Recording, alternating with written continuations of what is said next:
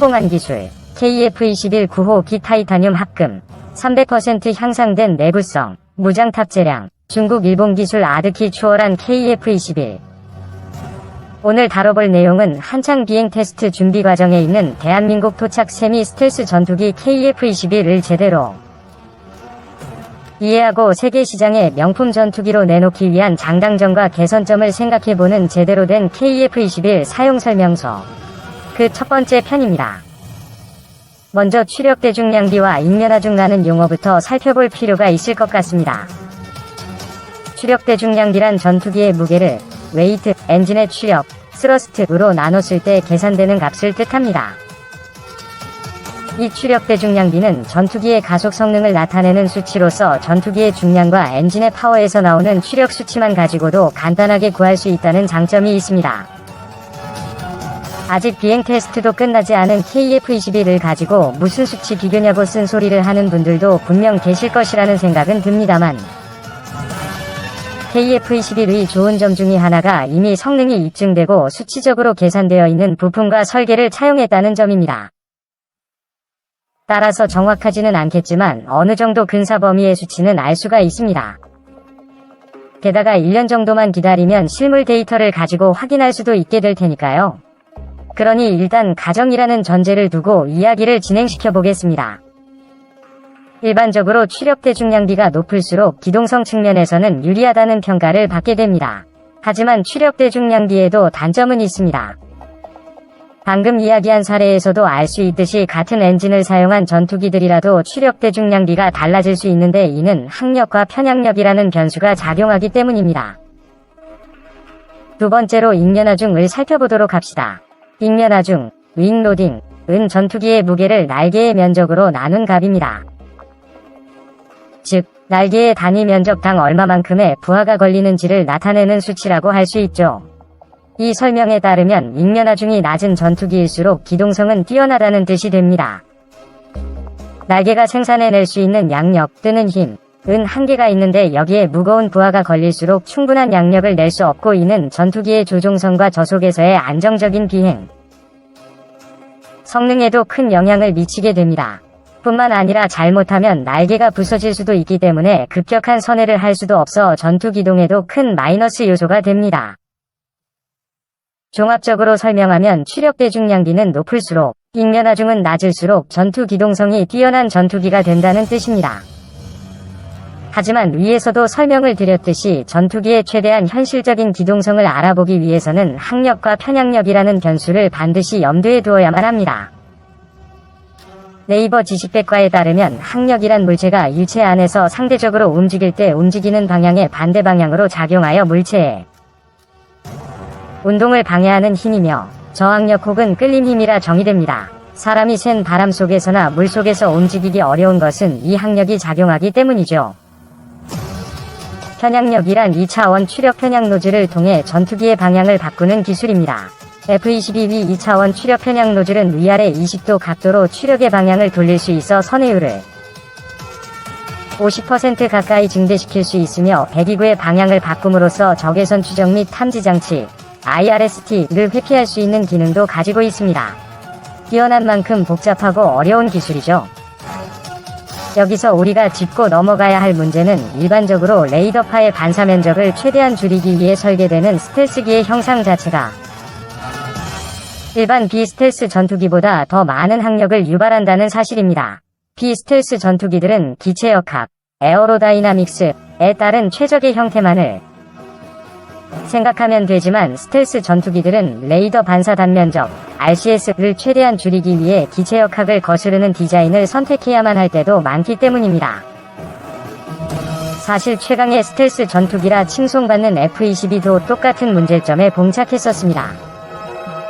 F-22 개발진들은 인면하중 WL을 최대로 낮추는 것과 힘으로 방향을 바꾸는 2차원 추력 편향으로 이 문제를 해결하기는 했지만요.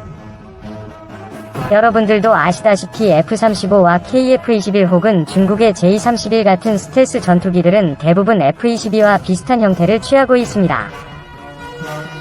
레이더 반사 면적 RCS 값을 최대한 낮추는 스텔스 설계는 대개 비슷해질 수밖에 없기 때문이죠. 그러나 그 때문에 F-35뿐만 아니라 대한민국의 KF-21도 역시 학력이라는 문제에서 자유로울 수는 없게 되었습니다.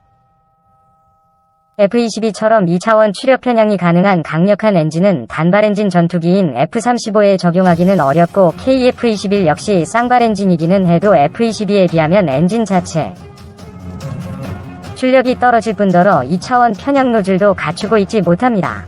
따라서 F-35나 KF-21에게 있어 추력 대중량비를 제외하고서 현실적으로 가능한 기동성 개량 여부는 결국 인면하중을 최대한 낮추는 설계에 달려있다는 사실을 논리적으로 쉽게 추론해낼 수 있습니다. 각 전투기들의 무게와 일부 엔진을 제외한 대부분의 전투기 엔진의 추력은 인터넷에 공개되어 있으므로 대략적인 수치를 계산해서 표로 만들어보면 다음과 같습니다. 탑재한 무장의 수와 연료의 양에 따라 전투기의 무게가 달라질 수 있기 때문에 인터넷상에 공개된 대부분의 추력 대중량비는 공대공 미사일만 장착하고 50%의 연료를 주입했을 경우에 무게를 기준으로 하고 있습니다. 다시 한번 노파심에서 말씀드리지만 인터넷상의 자료는 어디까지나 대략적인 수치임을 잊지 말고 이해를 돕는 수준으로 받아들이시면 좋을 것 같습니다. 추력 대중량비는 높을수록 좋고 인면하중은 낮을수록 좋다고 이미 말씀드렸죠? 이 그래프를 보는 방법은 왼쪽에서 오른쪽으로 갈수록 추력 대중량비가 높아지고 위에서 아래쪽으로 내려올수록 인면하중이 낮아지기 때문에 중앙을 기준으로 했을 때 오른쪽 아래 부분에 속할수록 기동성이 뛰어난 전투기일 확률이 높다는 뜻이 됩니다. 이 그래프를 보고 있으면 흥미로운 사실들을 꽤 많이 발견할 수 있습니다. F-35A와 F, A-28E, F 슈퍼 호넷이 좌측 윗부분 영역에 속해 있는데요.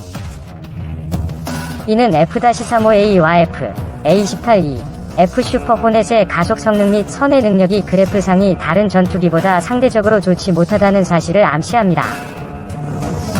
특히 F-35는 날개에 걸리는 부담인 인면하중이 제일 높은 전투기임을 알 수 있습니다. 미 해군 조종사들이 농담삼아 F, A-28E, F 슈퍼 호넷을 슈퍼 슬로우 호넷이라 부르기도 한다는 사실과 미국 내에서도 F-35A 위 근접 전투 기동 능력에 대해 우려를 표명하는 시각이 많다는 사실은 위의 표와 전혀 무관하지는 않을 것입니다. 물론 F-35A와 F, A-28E, F 슈퍼 호넷은 그런 기동성 부재를 상쇄시킬 만한 다른 뛰어난 성능들을 보유하고 있기는 하지만요.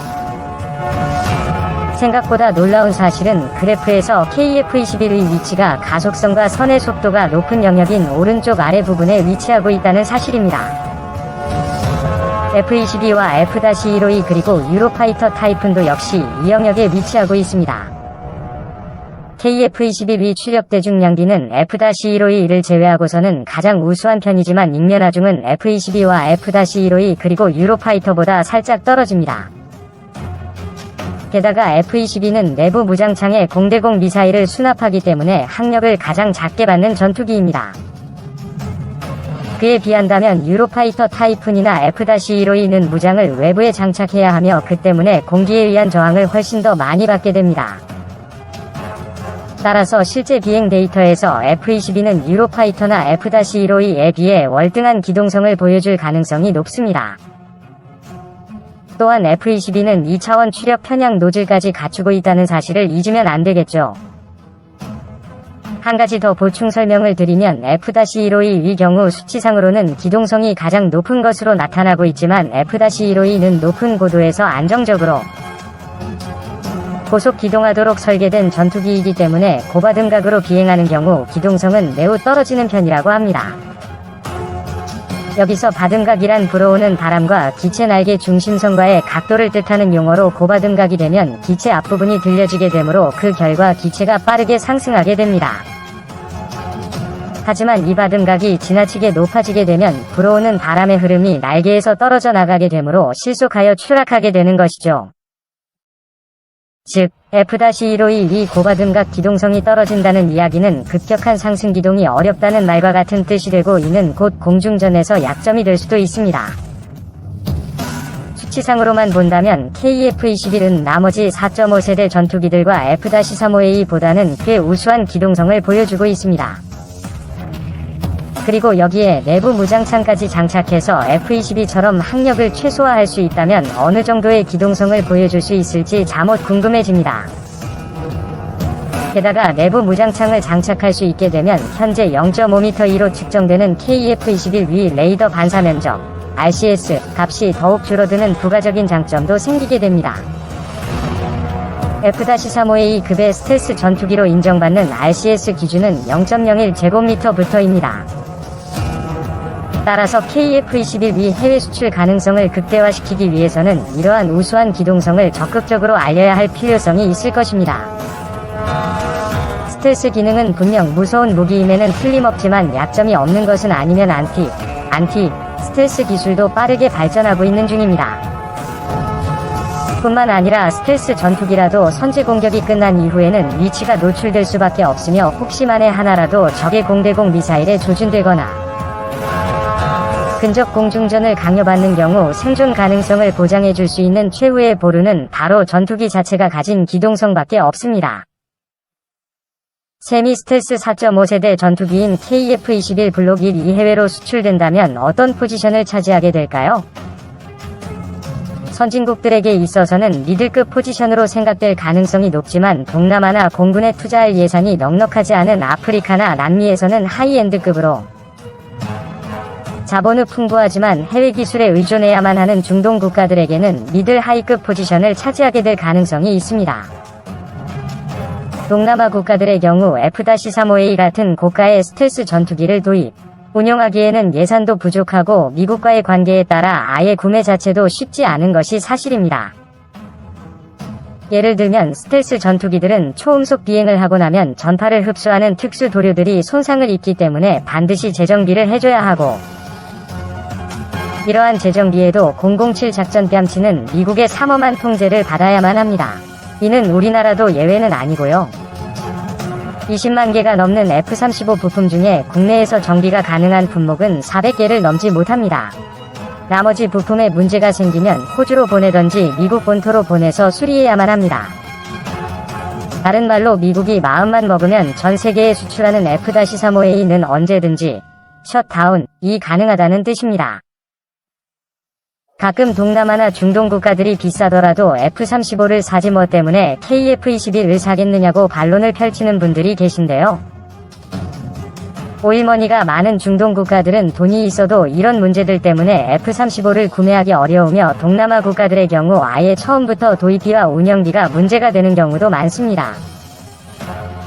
실제로 최근 UAE가 기체의 주권적인 사용이 어렵다 는 이유로 F-35A 도입을 포기한 경우가 대표적입니다. 그런 틈새를 파고들고 있는 것이 바로 내구성과 군수 지원은 많이 떨어지지만 고성능 전투기를 제공하고 있는 러시아와 가격으로 승부하고 있는 중국입니다. 사실 KF-21이 가장 큰 라이벌은 하이엔드급의 미국 전투기들이라기보다는 바로 이런 저렴한 가격을 내세우고 있는 중국과 러시아 전투기들일지도 모릅니다. 중국과 파키스탄이 합작해서 만든 JF-17이 그 좋은 예이고 인도네시아가 러시아로부터 구매하고 싶어하는 SU-3